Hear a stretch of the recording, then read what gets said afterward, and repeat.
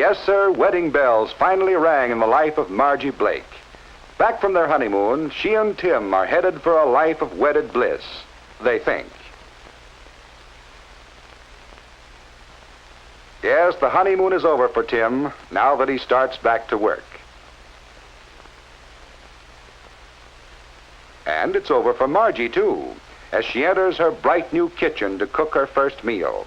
Can she prepare those favorite dishes of Tim's, just like his mother used to make? What would he like for dinner? He just loves chocolate cake. Go ahead, try one. All you have to do is follow the recipe. This is going to be easy. Let's see, what's next? It says, cream butter until soft and smooth. Cream the butter?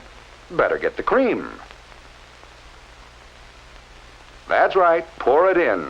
The recipe says cream the butter, so put in lots of cream. Just look at that silky smooth texture of that batter. Will Tim be surprised? Will Tim be surprised?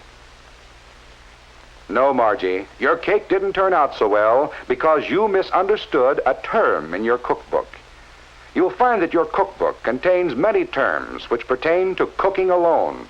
It is necessary for you to know what these terms mean before you can interpret recipes properly.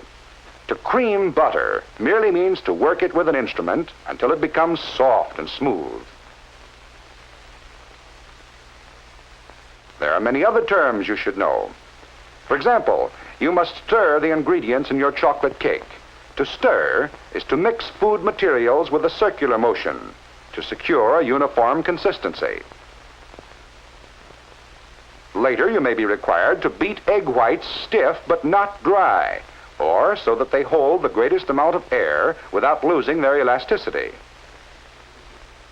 You may have to fold two substances together. The process of folding combines two motions, cutting vertically through the mixture and turning over repeatedly by sliding the instrument along the bottom of the bowl. The purpose of this motion is to prevent loss of air from the ingredients.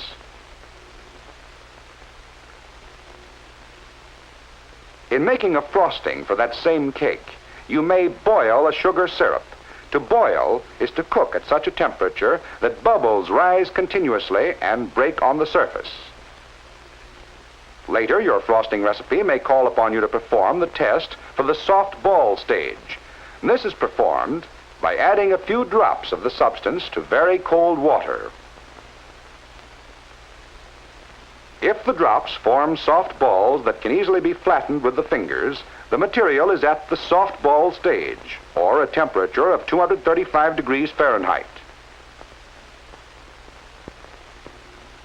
The frosting may have to be beaten. This may be done with an electric mixer. To beat by hand is to make a mixture smooth, or to introduce air by using a brisk, regular motion that lifts the mixture over and over. The making of this cake and the frosting on it involve the terms cream, stir, fold, boil, soft ball stage, and beat.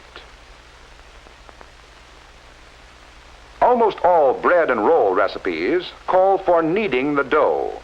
To knead means to manipulate with a pressing motion, accompanied by folding and stretching.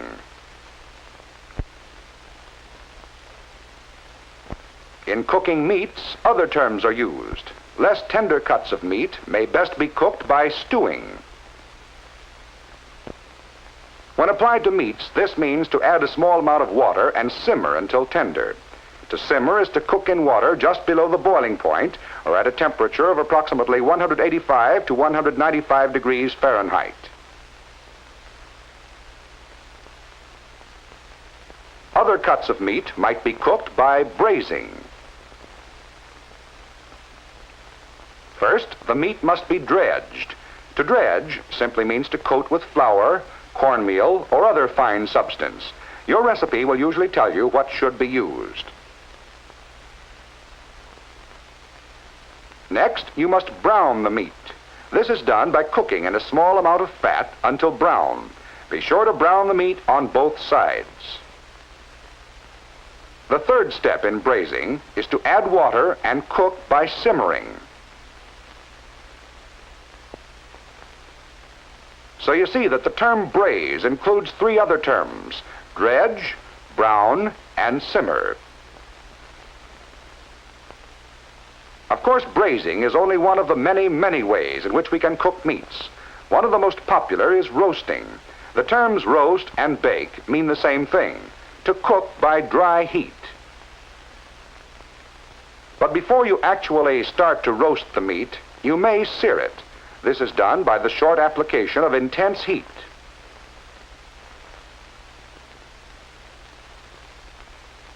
And causes the surface of the meat to turn brown in color.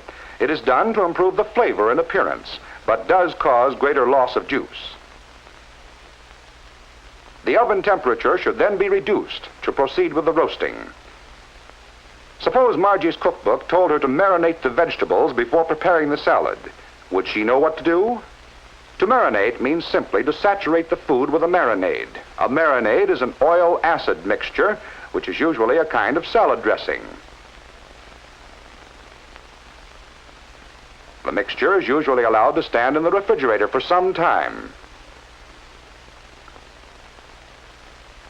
Sometime during your career as a cook, you'll decide to serve scalloped cauliflower. This involves even more terms.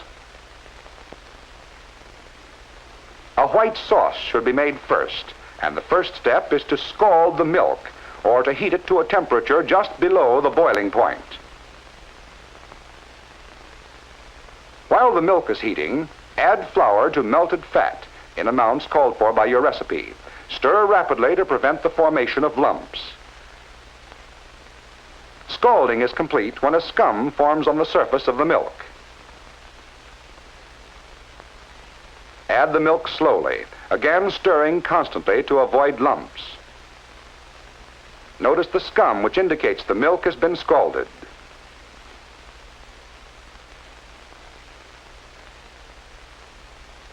Meanwhile, the cauliflower must be boiled until tender.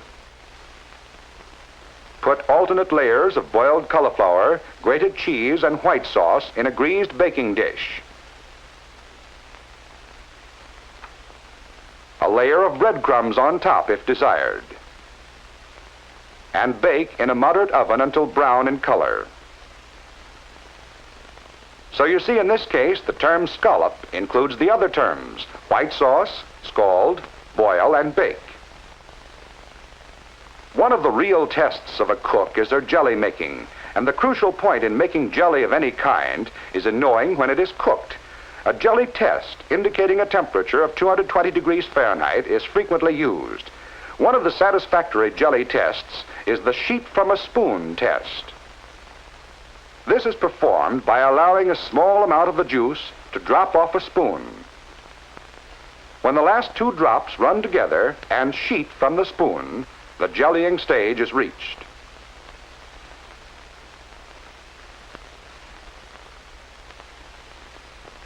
The jelly should be removed from the fire at once.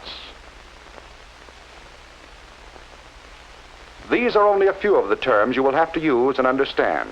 How can you learn the others? Well, most good cookbooks have a glossary of terms in the appendix. Let's see if Margie's cookbook has one. Yes, even Margie's cookbook has a glossary. Cream. To soften a fat with a spoon or beater, you also to combine the softened fat with sugar. If she had only looked at this before she baked that cake. But wait a minute. There's still time to bake another cake before Tim comes home to lunch. It'll be right this time, and he'll never know the difference.